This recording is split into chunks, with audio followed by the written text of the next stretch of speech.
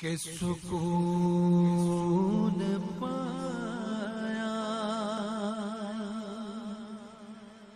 ہے بے کسی نے حدود غم.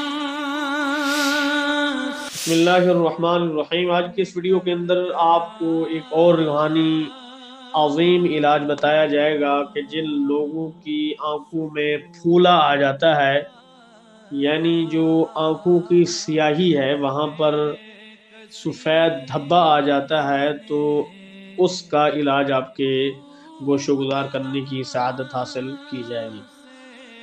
تو جن لوگوں کو یہ بیماری لاحق ہو جاتی ہے تو وہ کسی باوضو شخص جس کا وضو ہو اس سے نماز فجر کے بعد اور نماز عشاء کے بعد سورۃ الاخلاص قل هو اللہ احد پڑھا کر دم کرائے تو انشاءاللہ تعالی اللہ رب العزت اس کو اس مرض سے چھٹکارا عطا فرما کر شفاء کاملہ اور عاجلہ عطا فرما دے.